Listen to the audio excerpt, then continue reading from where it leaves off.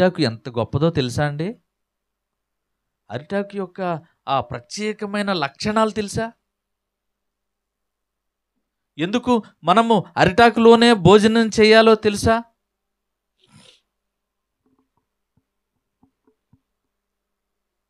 అరిటాకును దేవుడు ఒక అద్భుత రీతిగా మలిచాడు. అరిటాకు దేవుని యొక్క గుణ లక్షణాలకు పోలి ఉంది. అందుకే ప్రతి మనిషికి జీవాన్ని బలాన్ని ఇచ్చే తినే ఆహారానికి దానిపై వడ్డించి తినుటకు దేవుడు కృప చూపాడు. హల్లెలూయా. ఇప్పుడంటే మారిపోయినాయిలేండి. పింగాణీ ప్లేట్స్, వెండి ప్లేట్లు, ఏమండి బఫే ప్లేట్స్, అవేంటి బెండు షీట్స్ ప్లేట్స్, ఇవన్నీ ప్లాస్టిక్ ప్లేట్స్ ఇవన్నీ వచ్చినాయి. కానీ అరటి ఆకు భోజనంలో దేవుడు అద్భుతమైన కొన్ని లక్షణాలను పెట్టాడు. భోజనాలు వడ్డించే క్రమంలో భోజన పంక్తుల్లో అరిటాకు వేస్తారు. భోజనాలు వడ్డించడానికి కూడా అరిటాకును వాడతారు. అది ఎంత మనిషికి శరీరానికి ఎంత ఉపయోగకరమో, మనిషి యొక్క జీవానికి ప్రాణానికి అరిటాకుకు అంత లింక్ సిస్టమ్ పెట్టాడు దేవుడు. దేవునికి మహిమ కలుగునుగాక. తీర్మానం లేని జీవితం ఏమైపోయింది? అరిటాకు లాంటి జీవితం. అరిటాకును ఎందుకు భోజనాల్లో వేస్తారో తెలుసా? చిరిగిపోయిన పగిలిపోయిన అరిటాకును తీసివేసి మంచి ఆకులను దేవుడు, హల్లెలూయా, మంచి జీవితాలను దేవుడు ఈ లోకంలో, గట్టిగా చప్పట్లు కొట్టుచు దేవుని నామాన్ని కనపరుద్దాం. హల్లెలూయా. చూడండి, చిరిగిపోయిన అరిటాకును తీసి బయట పారవేస్తారు. ఇక అరిటాకు అందం దేనికి పనికిరాని మందం. అవును కదా? ఇక అరిటాకు దేనికి పనిచేయదు. భోజనానికి ముందైతే అసలు ఎంత శుభ్రంగా కడుగుతారో అరిటాకుని, ఏమండి? దానికి ఆ జిగురు లాంటి పదార్థం ఉంటుంది అరిటాకు. ఆ జిగురు లాంటి పదార్థం పోయేదాకా కడుగుతూ ఉంటారు. చూడండి, భోజనానికి ముందు కూర్చున్న తర్వాత ఓకు శుభ్రంగా, భోజనం తర్వాత అయిపోయిన తర్వాత దాన్ని తీసుకెళ్ళి ఎక్కడేస్తారు? ఏమండి? భోజనానికి ఎంత అవసరమో భోజనం చేసిన తర్వాత కూడా దాన్ని పారేయడం కూడా అంతే అవసరం. కానీ అరిటాకులో నీవు భోజనం చేస్తావు, దాన్ని భోజనం తర్వాత తీసుకువెళ్ళి చెత్త కుప్పలో పారవేస్తావు. అరిటాకు భోజనం ఎంతో మేలండి. ఎంత మేలో చూద్దాం. అరిటాకులో యాంటీ మైక్రోబయల్ లక్షణాలు ఉంటాయి. ఏంటి అండి?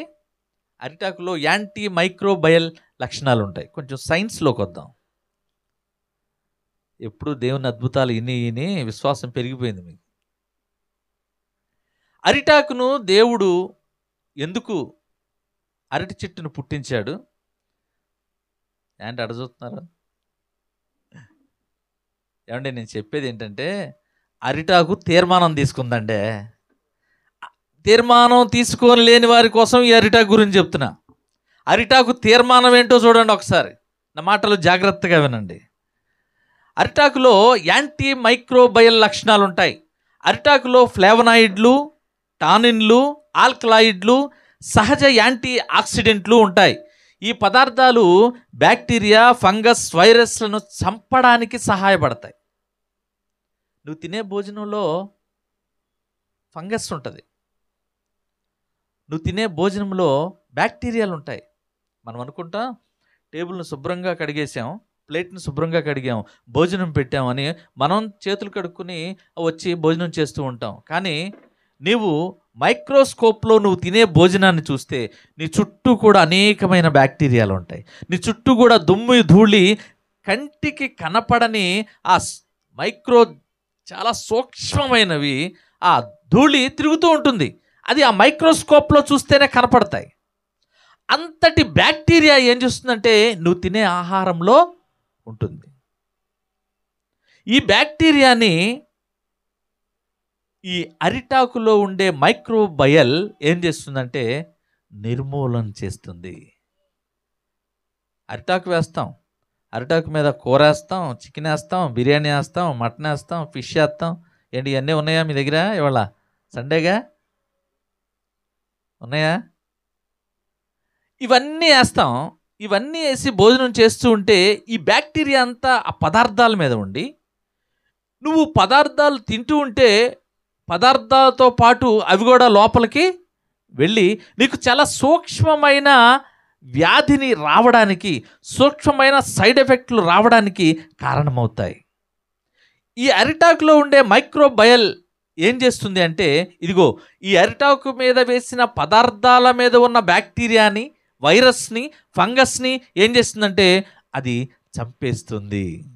యాంటీ ఫంగస్గా ఉపయోగపడుతుంది, యాంటీ ఫంగస్గా రూపుదిద్దుకుంటుంది. ఏమండి, తింటేనే కదా మనకు బలం, తింటే కదా జీవం. ఏమి 3 రోజుల నుంచి, వారం రోజుల నుండి ఏం పెట్టకుండా 2 చేతులు ఎత్తి గంభీరంగా స్తోత్రాలు చెబుదామంటే ఎవరైనా చెప్తారండి? ఊరుకోరా బాబు, ఏమీ పెట్టలేదు, కనీసం ఉప్మా వేసన్నా పెట్టలేదు, 3 రోజుల నుంచి ప్రార్థనలు చేపిస్తానే ఉన్నారు, ఓపిక ఎక్కడిది నాయనా అంటారు. అవునా? అంటే నువ్వు చేసే భోజనం నీకు జీవం. నీవు లోపలికి పంపించే ప్రతి విషయంలోనూ మలినము కాకుండా బ్యాక్టీరియా, వైరస్లు చంపి నీకు మంచిని చేస్తూ ఉండేదే ఈ అరిటాకు.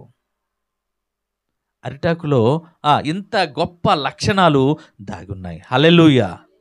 చూడండి, అరిటాకుల నుండి సేకరించిన నీరు బ్యాక్టీరియా, ఫంగస్ అక్కడ యాంటీ మైక్రోబయల్ చర్యను కలిగి ఉంటాయి ఈ అరిటాకు మీద ఉన్న నీరు. అంతేకాకుండా అరిటాకుల నుండి సేకరించిన ఒక సారం ఏం చేస్తుందంటే బ్యాక్టీరియా, వైరస్లపై యాంటీ మైక్రోబయల్ చర్యను చూపిస్తుంది. ఆ చర్యను ప్రతిచర్యగా మారుస్తూ చూపిస్తుంది.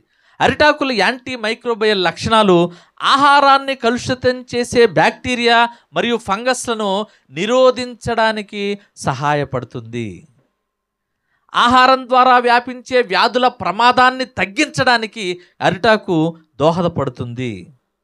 అరిటాకులను ఆహారంగా తినడం లేదా ఆహారాన్ని వడ్డించడానికి ఉపయోగించే ప్రతి చోట యాంటీ మైక్రోబయల్ యొక్క ప్రయోజనాలు అక్కడ జరుగుతాయి, ఉంటాయి. అనగా అరటి ఆకు యాంటీ ఫంగస్ అన్నమాట. అంటే అరిటాకు శరీరంలోకి వెళ్ళే చెడు బ్యాక్టీరియాని విరోధిగా ఉంటుంది అరిటాకు. ఈ బ్యాక్టీరియాల మనిషికి హాని కలగకుండా చేస్తుంది. అరిటాకులో భోజన పదార్థాలు, అరటి ఆకులో ఉన్న భోజన పదార్థాల్లో ఉండే బ్యాక్టీరియాను నిర్మూలము చేస్తుంది. అందుకే పితరులు అరిటాకులో భోజనం మంచిది అంటారు. పితరులు అంటే ఎక్కడికో వెళ్ళిపోమంటారు, ఇశ్రాయేలు దగ్గరికి. మన నాన్నల నాన్నలో ఏం చేసేవాళ్ళు? ఏదైనా కార్యమైతే, ఏదైనా ఎవరికైనా 10 మంది భోజనం పెట్టాలి అంటే గబగబా సైకిల్ వేసుకుని వెళ్ళి అరటి తోటలోకి వెళ్ళి ఆ యజమానిని అడిగి ఒక 10 అరిటాకులు కొనుక్కొచ్చి వాటిని శుభ్రంగా కడిగి అరిటాకులో భోజనము. ఇప్పటికి కూడా కొన్ని విలేజెస్లో, మా తల్లిగారి విలేజెస్లో మేము చూస్తూ ఉంటాం, వారు ఆ అరిటాకులు మాకు పంపిస్తూనే ఉంటారు. మా ఇంట్లో ఏ కార్యమైనా మా గోగినేనిపాలెం, మా తల్లిగారి గ్రామం గోగినేనిపాలెం, ఆ గోగినేనిపాలెం నుంచి అరిటాకులు వస్తూనే ఉంటాయి. అరిటాకు యొక్క ఇంత ప్రత్యేకమైన లక్షణాలు. అందుకే అరిటాకులో భోజన పదార్థాల ద్వారా మనిషి జీవాన్ని పెంపొందించుకుంటాడు. హల్లెలూయా. అరిటాకులో భోజన పదార్థాలలో నుండి మనిషి లోపలికి వెళ్తున్న బ్యాక్టీరియాను అరిటాకు చంపేస్తుంది. కనుక మంచి భోజన పదార్థాలు తనపై వడ్డించుకొని అందులోని చెడు బ్యాక్టీరియాని తీసేసి మనకు హాని కలిగించకుండా మన లోపలికి జీవము, బలము పంపుతున్న ఇంత మంచి అరిటాకునే తీసేస్తున్నారంటే అంటే మనం ఎంతండే? తీర్మానం లేకపోతే మనం ఎంతండి? అరిటాకు తీర్మానం తీసుకుంది. అరిటాకు ఒక తీర్మానంలో ఉంది. ఏం తీర్మానం? సర్వ మానవాళికి కూడా నేను హానికి కలగకుండా ఆహార పదార్థాల్లో ఉన్న ఫంగస్ను, యాంటీ ఫంగస్ను అయ్యా నేను ఇచ్చి ఫంగస్ను, వైరస్ను నేను చంపేస్తానని దేవుని దగ్గర ఒక తీర్మానం తీసుకుంది. గట్టిగా చప్పట్లు కొట్టుచు దేవుని నామాన్ని కనపరుద్దాం. హల్లెలూయా. అరిటాకు దేవుని దగ్గర ఒక తీర్మానం తీసుకుంది. ప్రతి మనిషిని నేను వైరస్ రాకుండా ఆ తినే పదార్థాల్లో ఉన్న ఆ మంచిని హాని కలగకుండా నేను చేస్తానని. మరి ఈ వాక్య భాగం ఉంటున్న దేవుని బిడ్డలారా, మన తీర్మానం ఏంటి? ఈరోజు నీ తీర్మానం ఏంటి? చెడు ఆహారాన్ని మంచి ఆహారంగా మలచి మనకు జీవమును, సత్తువును, బలమును, సౌందర్యమును కలుగు చేస్తున్న అరటాకు తీసుకున్న ఒక మంచి నిర్ణయం ఏంటంటే మనిషికి మేలు చేస్తుంది, మనిషిని జీవముతో నింపుతుంది, మనిషికి హాని కలుగకుండా కాపాడుతుంది అరిటాకు. ఈ అరిటాకు తీర్మానం దేవుడు మెచ్చాడు, దేవుడు కొనసాగిస్తున్నాడు. హల్లెలూయా. అంతటి అరిటాకునే పగిలిపోయినా, చిరిగిపోయినా, జారిపోయినా, కుంగిపోయినా, వడిలిపోయినా, పండిపోయినా, మాట వినకపోయినా, సన్నిధికి రాకపోయినా, ప్రార్థన చేయకపోయినా, పాటలు పాడకపోయినా, రక్షణ తీసుకోకపోయినా ఏం చేస్తున్నారు? తీసుకెళ్ళి ఎక్కడ పడేస్తున్నారు? చెత్త కుప్పలో పడేస్తున్నారు. మరి అరిటాకు లాంటి మన జీవితాలని రక్షణ తీసుకోకపోతే దేవుడు ఏం చేస్తాడు? అగ్నిగుండములోకి అప్పచెబుతాడు. అగ్నిగుండం ఆహ్లాదకరం అవదప్పుడు, అగ్నిగుండం హాహాకారాలైపోద్ది. వాక్యభాగం వింటున్న దేవుని బిడ్డలారా, అగ్నిగుండం ఆహ్లాదంగా మార్చిన దేవుడు, నేను ఆరాధించే దేవుడని నిద్రపోయి వెళ్ళిపోతున్నావేమో. హల్లెలూయా. ఆకాశపు తూములు విప్పుతాడు. ఆ అగాధ జలముల్లో పడి అయ్యా నేను అంటే నువ్వు నాకు తెలియదని డోరేసేస్తాడు. నమ్మండి, విశ్వసించండి ఆయన ఆశ్చర్య కార్యాలను. విశ్వాసముతో జీవించండి దేవుని ఈడల. హల్లెలూయా. ఏమండి, అరిటాకుకి మంచోళ్ళు ఎవరో చెడ్డోళ్ళు ఎవరో తెలిసిద్దా? పాపాత్ములు ఎవరో పాటలు పాడేవాళ్ళు ఎవరో తెలుస్తుందా? మంచోళ్ళు ఎవరో హానికరం చేసేవాళ్ళు ఎవరో తెలుస్తుందా? పరిశుద్ధులు ఎవరో, కోపంగా ఉన్నవారెవరో, భోజనానికి వచ్చిన వారెవరో, భోజనానికి రానోళ్ళు ఎవరో అరిటాకేమని తెలుసా? కానీ ఎవరు కూర్చున్నా, ఎవరు అరిటాకులో భోజనం చేసినా అరిటాకు మాత్రం వాళ్ళకి హాని చేసిద్దా? మేలే చేస్తుంది. హల్లెలూయా, హల్లెలూయా. అది తీర్మానం, అది అరిటాకు యొక్క తీర్మానం. ఏ తీర్మానం? దొంగలైన, వ్యభిచారులైన, అసత్యులైన, హింసకులైన, దోషకులైన, అబద్ధికులైన, వేషధారులైన, నటించేవారైనా, మోసం చేసేవారైనా ఎవరొచ్చినా అరిటాకు యొక్క తన లక్షణాన్ని కోల్పోకుండా అందులో నుండి తిన్నవారికి తప్పకుండా అది పనిచేస్తుంది. హల్లెలూయా. అది ఒక తీర్మానం. అటువంటి గొప్ప తీర్మానాన్ని మనం కలిగి ఉండాలండి. మరి ఈరోజు దేవుడు నీకు ఇచ్చిన 80 సంవత్సరాలు, 70 సంవత్సరాలు, 40 సంవత్సరాలు, 39 సంవత్సరాలు, 10 సంవత్సరాలు, ఈ సంవత్సరం ఇచ్చిన ఈ కాలంలో నువ్వే తీర్మానం తీసుకున్నావు? నీ కుటుంబం పట్ల, నీ బంధువుల పట్ల, నీ బిడ్డల పట్ల, లేక నీ ఆత్మీయ ఆధ్యాత్మిక జీవితంలో నువ్వేం తీర్మానం తీసుకున్నావు? నీ తీర్మానాన్ని దేవుడు అంగీకరించాలి, ఆశీర్వదించాలి. ఎటువంటి తీర్మానం తీసుకున్నావు? నీవు మంచి తీర్మానం తీసుకోవాలి. నీవు దేవునికి యోగ్యకరమైన తీర్మానం తీసుకోవాలి. నీవు దేవునికి ఇష్టమైన తీర్మానంలోనికి రావాలి. చూడండి, ఈ వాక్య భాగం వింటున్న దేవుని బిడ్డలారా,